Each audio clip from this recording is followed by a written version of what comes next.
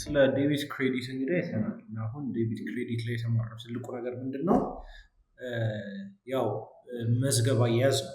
ዴቢት ክሬዲት ወይም ደግሞ ደብል ኢንትሪ የአካውንቲንግ ሲስተም መዝገብ የምንይዝበት መንገድ ነው።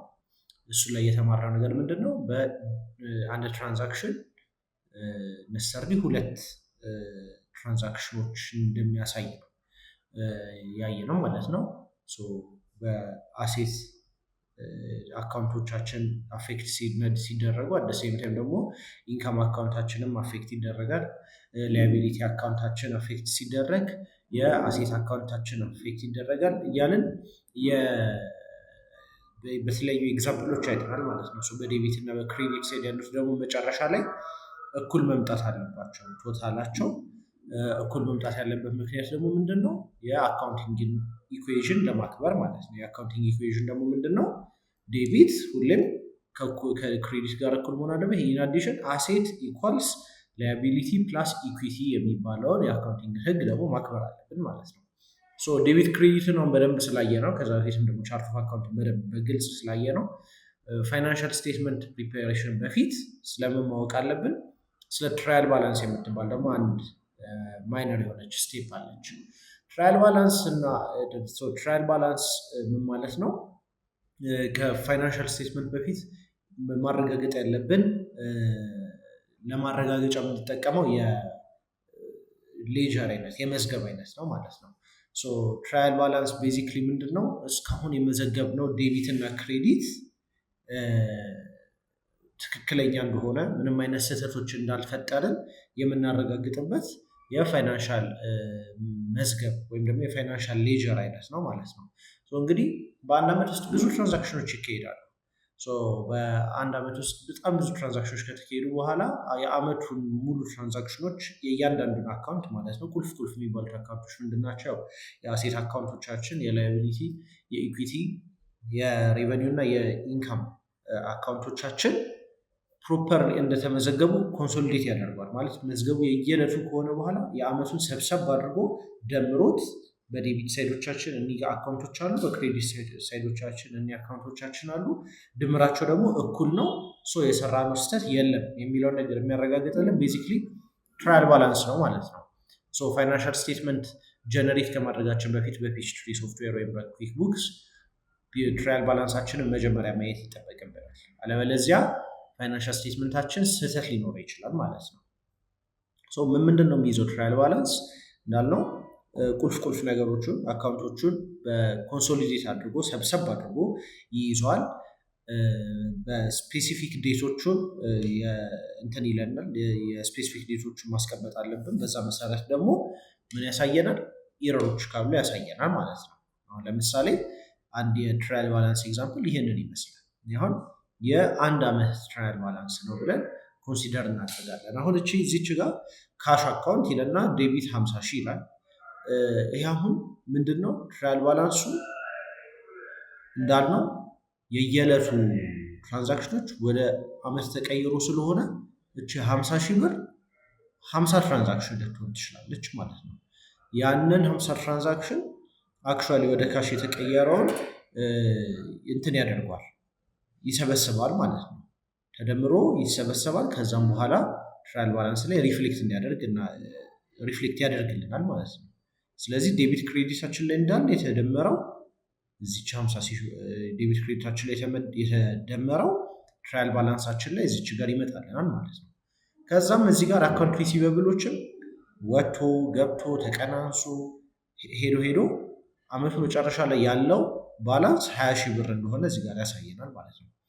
ኢኩዊፕመንቶች አሁን እዚህ ጋር 100 ሺህ ብር የሚለው ዲፕሪሺዬሽንም ኔት አድርገን ከሆነም እየተገዛም አዲሽናል ኢኩዊፕመንቶች ካሉ የመሳሰሉት ነገሮች እዚች ጋር ዴቢት አድርጎ ያሳየናል ማለት ነው። በክሬዲት ሳይድም እንደዛው አፕላይ የሚያደርጉት እያንዳንዱ ነገሮች የዓመቱን ሙሉ ትራንዛክሽኖች እንዳለ ይጠቅስልናል ማለት ነው። ስለዚህ መጨረሻ ላይ የትራያል ባላንስ ጥቅሙን እዚህ ጋር እናየዋለን ማለት ነው። ሁለቱ ሳይዶች ዴቢት እና ክሬዲቱ ድምራቸው እኩል ከመጣልን ትክክል ነው ማለት ነው። የሰራነው መዝገብ እስካሁን የሰበሰብነው ዳታ ትክክል እንደሆነ እናረጋግጣለን። ስለዚህ በዚህ መሰረት ደግሞ ምን ማድረግ እንችላለን? ወደ ፋይናንሻል ስቴትመንታችን ፕሪፓሬሽን መሄድ እንችላለን ማለት ነው። አሁን ግን ምንድነው እዚች ጋር ማየት ያለብን ይሄውን በጣም ኮንሶሊ ምንድነው አሳጥረን ብሪፍ አድርገን ነው እዚህ ጋር ያዘጋጀ ነው። ግን ትራያል ባላንሳችሁ ላይ ማየት ያለባችሁ ነገሮች ምንድነው? አንደኛ ነገር እቺን እንደ ማመሳከሪያ ነው የምንጠቀማት ማለት ነው። አሁን ለምሳሌ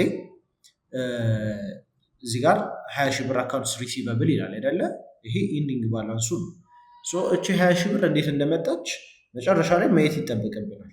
ማን ነው አክቹዋሊ 20 ሺህ ብር ያለበት የሚለውን ነገር ለማየት ምን ማገላበጥ ይኖርብናል። ሜይ ቢ ውሎቻችንን ልናይ እንችላለን፣ ወይም ደግሞ ክሬዲት ሴልስ ኢንቮይሶቻችንን ያልተከፈሉትን ልናይ እንችላለን፣ ወይም ደግሞ ሲአርቪያችንን ልናይ እንችላለን አይደለም። እንደ መጨረሻ ላይ ማረጋገጫ አድርገን እናይበታለን ማለት ነው። እዚህ ላይም ደግሞ አካውንትስ ፔብላውን ለምሳሌ ካየን እዚች ጋር 30 ሺህ ብር ትላለች። ስለዚህ በዱቤ የተሰጠን ነገሮች ካሉ ኢንቬንተሪያችን ላይ አፌክት ያደረገን ነገር ካለ የመሳሰሉት ነገር ክሮስ ቼክ ማድረግ ይጠብቅብናል ማለት ነው። አሁን ምንድነው የትራያል ባላንስ አንዱ ቁልፍ አካል አጀስትመንት ወይም አጀስትድ ኢንትሪ የሚባል ነገሮች አሉ። አጀስትድ ኢንትሪ ማለት ምንድነው? እንደዚህ አይነት አሁን እንደጠቀስኳቸው አይነት ኤግዛምፕሎች ሆነው የተለያዩ ደግሞ አሉ። ፕሪፔመንቶችን የምናስተካክልበት እዚህ ጋር ደግሞ አሁን እንዳልነው አክሩዋልስ ኤክስፔንስስ ኢንከርድ በት ኖት የት ፔድ ፔብሎቻችን እና ሪሲቨብሎቻችን ሊሆኑ ይችላሉ። ከዛ ገና እርን ያላደረግነው ሬቨኒው ካለ ከዛ ከታክስ ጋር ሪሌት የሚያደርጉ ነገሮችን ትራያል ባላንሳችን ላይ ሪፍሌክት ካላደረገ ማለትም ኔት ኦፍ ታክስ ካልሆነ ያልተሰበሰብነውን ሬቨኒው ተሰብስቧል ካልን ሪሲቨብሎቻችን እና ፔብሎቻችን ፕሮፐርሊ ካልተመዘገቡ ምን የምናደርገው አጀስትመንቶችን እናደርጋለን ማለት ነው። ስለዚህ የትራያል ባላንስ ጥቅሙ ይሄ ነው። እንሰራዋለን። ሙሉ መዝገባችንን ከጨረስን በኋላ ትራያል ባላንስ ጀነሬት እናደርጋለን። ቤዝድ ኦን ዛት ምን እናደርጋለን? ዊ ዊል አጀስት ኢንትሪዎቻችንም ማለት ነው። ፎር ኤግዛምፕል አሁን እዚህ ላይ ምን ይላል? ትራያል ባላንስ ፕሪፐር ከመደረግ በፊት አክቹዋል ትራንዛክሽን ሬንት ፎር 3 months 30 ሺህ ብር ይላል ኦልሬዲ ፔድ at month end only 10,000 relates to current months። ስለዚህ አሁን ምንድነው ይሄ የሚለው ወሩ ሲያልቅ 10 ሺህ ብር ብቻ ነው ለአንድ ወር የሬንት ኤክስፔንሱ የሚሆነው እያለ ነው። ስለዚህ ምንድነው የሚሆነው? ዴቢት ሬንት ኤክስፔንስ። ስለዚህ 10 ሺህ ብር ብቻ ስለሆነ የወሰደብን የ30 ሺህ ብር ቀድመን ከፈልን። ከዛ ወሩ ሲያልቅ የአንድ ወር ብቻ ነው የተጠቀምነው ማለት ነው። ስለዚህ 10 ሺህ ብር ነው እንደ ኤክስፔንስ የተወሰደብን። የቀረው ፕሪፔድ ኤክስፔንስ ነው ዊች ሚንስ ሬንት ነው ማለት ነው። ስለዚህ 10 ሺህ ብር እናደርጋለን በዴቢት ሳይድ የሬንት ኤክስፔንስ ስለጨመረ፣ በአሴት ሳይድም 20 ሺህ ብር ኢንክሪዝ እናደርጋለን አሴታችን ኢንክሪዝ ስላደረገ። ከዛ ካሽ ደግሞ 30 ሺህ ብር ክሬዲት እናደርጋለን። ለምን? ስለወጣ ካሹ አክቹዋሊ ማለት ነው። ስለዚህ እንደዚህ አይነት አጀስትመንቶች እንዴት ነው ልንሰራ የምንችለው? ትራያል ባላንሳችንን ሪፈር በማድረግ ነው ማለት ነው። በሳላሪ አሁን ደግሞ ካየን የሳላሪ አንድ ኢን ዲሴምበር 15 ሺህ ብር ፔድ ኢን ጃንዋሪ። ስለዚህ በጃንዋሪ ወር ሳላሪ ኤክስፔንስ ኢንክሪዝ አደረገ። ከዛም በኋላ በዲሴምበር ላይ ነው የሳላሪውን ኤክስፔክት የምናደርገው፣ ጃንዋሪ ላይ ደግሞ ይከፈላል የተባለው ማለት ነው። ስለዚህ በኤክስፔንሱ ዴቢት ላይ እናደርገዋለን። ከዛ ላያቢሊቲ እዳችንን ደግሞ የሳላሪ ክፍያችንን ክሬዲት እናደርገዋለን ማለት ነው። አሁን ለምሳሌ ደግሞ በቫት አሁን ከሄድን ሴልስ 100 ሺህ ብር ይላል፣ ቫት ኮሌክትድ 15 ሺህ ብር እያለ ነው። ፐርቼዝ ደግሞ 80 ሺህ ብር፣ ቫት ፔድ 12 ሺህ ብር። ስለዚህ 3 ሺህ ብር ፔየብል አለብን ማለት ነው። አሁን እዚች ጋር የታክስ አጀስትመንቶች እዚህ ጋር መስራት ስላለብን አንድ የአጀስትመንት አይነት እሱ ስለሆነ የኔት ቫት ፔየብሎቻችንን ማሳየት አለብን ትራያል ባላንሳችን ጋር። ኢንአዲሽን ደግሞ ማረጋገጥ አለብን ማለት ነው።